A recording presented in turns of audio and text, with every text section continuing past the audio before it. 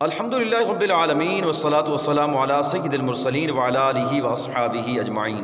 اما بعد فاعوذ باللہ من الشیطان الرجیم بسم اللہ الرحمن الرحیم قال النبی صلی اللہ علیہ وآلہ وسلم رأیت موسیٰ یصلی فی قبری او کما قال۔ معراج النبی صلی اللہ علیہ وآلہ وسلم کے 5ویں سیشن میں خوش آمدید۔ ہم نے اس سیشن نمبر 4 میں عرض کیا تھا کہ عالم ارواح میں ہونے والے میثاق پر عمل درآمد کے لیے یعنی ظاہری طور پر اس پر عمل کروانے کے لیے یعنی مجسم صورت میں اللہ تبارک و تعالیٰ نے انبیاء کرام علیہ السلام کو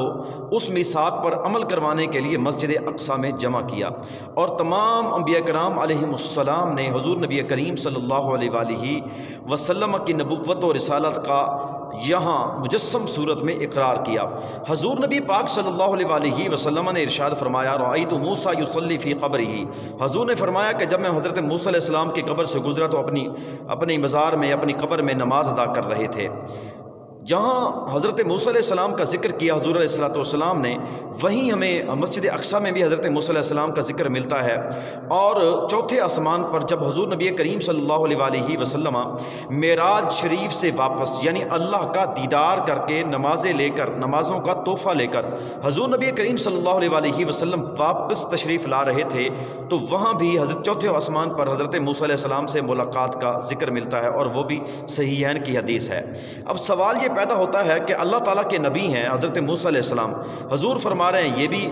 سیاستہ کی حدیث ہے، حضور فرما رہے ہیں کہ وہ اپنی قبر میں نماز ادا کر رہے تھے، اور مسجد اقصیٰ کے اندر بھی حضرت موسیٰ علیہ السلام موجود تھے، تمام نبی موجود تھے، اور جب حضور علیہ السلام آسمانوں پر تشریف لے کر جانے لگے تو ہر آسمان پر اللہ تعالیٰ کے ایک ایک نبی سے ملاقات ہوتی ہے، اور پھر جب واپس آتے ہیں تو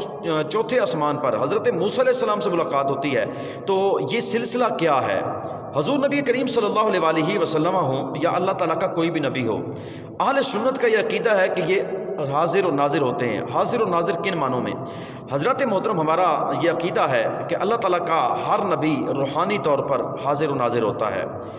مجسم صورت میں جسمانی طور پر جہاں اللہ چاہے جب چاہے ان کو حاضر کر سکتا ہے، جیسا کہ حضور علیہ السلام کی حدیث سے ذکر ملتا ہے کہ حضور نے فرمایا کہ جب معراج کی رات میں حضرت موسیٰ علیہ السلام کی قبر سے گزرا تو حضور علیہ السلام نے فرمایا کہ موسیٰ علیہ السلام اپنی قبر میں نماز ادا کر رہے تھے۔ پھر حضور علیہ السلام کی یہ احادیث ملتی ہیں کہ مسجد اقصیٰ میں تشریف لے کر گئے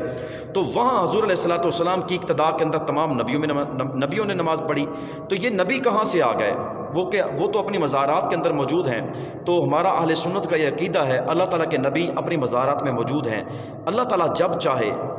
جس وقت چاہے جیسے چاہے ان کو مجسم صورت میں حقیقی طور پر واپس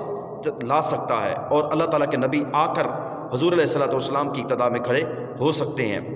حضور نبی کریم صلی اللہ علیہ وآلہ وسلم کے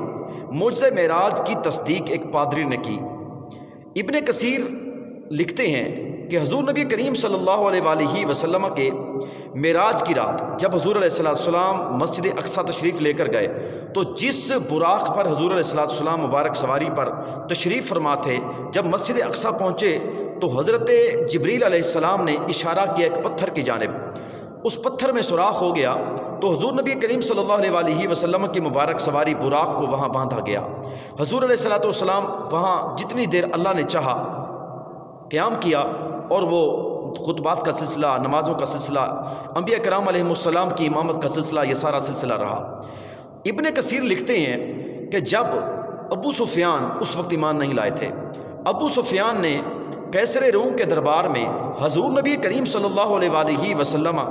کے صحابی حضرت دحیہ کلبی کو جھٹلانے کی کوشش کی، اور ابو سفیان چونکہ اس وقت مسلمان نہیں ہوئے تھے، انہوں نے قیصر روم کے دربار میں یہ کہا کہ ان لوگوں کے نبی کا یہ دعویٰ ہے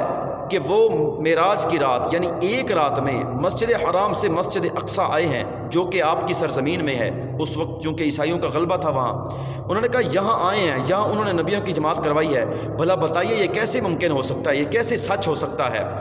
تو وہاں سارے یہ خاموش تھے۔ تو ایک پادری اپنی جگہ سے آگے ہوا اور آ کر قیصر روم سے یہ کہنے لگا کہ میں اس بات کی تصدیق کرتا ہوں کہ ایسا ہوا ہے۔ تو قیصر روم نے اس سے پوچھا کہ تم کیسے تصدیق کر سکتے ہو؟ تو اس پادری نے کہا کہ جناب میں نے اپنی مقدس کتابوں میں پڑھا ہے کہ اللہ کا آخری نبی ہوگا، وہ ایک رات یہاں مسجد اقصیٰ آئے گا اور اللہ تبارک و تعالیٰ کے نبیوں کو وہ نماز پڑھائے گا، تو میں یہ سمجھتا ہوں کہ وہ رات تھی کہ جب ہم وہ رات جب ان کا یہ دعویٰ ہے، ان کے مسلمانوں کا یہ دعویٰ ہے کہ حضور نبی کریم صلی اللہ علیہ وسلم تشریف لائے ہیں، انہوں نے امامت کرائی ہے، ایک رات ایسا ہوا تھا، غالباً وہی رات تھی کہ جب میں نے تمام دروازے بند کیے، مسجد اقصیٰ کے دروازے بند کرنے لگا اور ایک دروازہ بند نہ ہوا، میں نے لوگوں کو بلوایا اور بند کرنے کی کوشش کی لیکن بند نہ ہوئے، اور پھر میں نے جب اپنی کتابوں میں پڑھا اور دیکھا، غور کیا، تو میں یہ سمجھ گیا کہ یہ وہی رات ہے، وہ دروازہ کھلا ہی رہ گیا۔ صبح جب میں آیا تو وہاں سواری کے نشانات تھے اور پتھر کے اندر سواری باندھنے کے بھی نشان تھے۔ اس پادری نے حضور نبی کریم صلی اللہ علیہ وسلم کے معجزہ معراج کی تصدیق تو کر دی، آج کے نام نہاد مسلمان حضور علیہ الصلوۃ والسلام کے معجزہ معراج کو دل سے حقیقی طور پر جاگتے ہوئے بیداری میں کب مانیں گے؟ اللہ کی بارگاہ میں دعا ہے اللہ تبارک و تعالی ہم سب کو دین متین کی فہم نصیب فرمائے۔ وما علیہ الا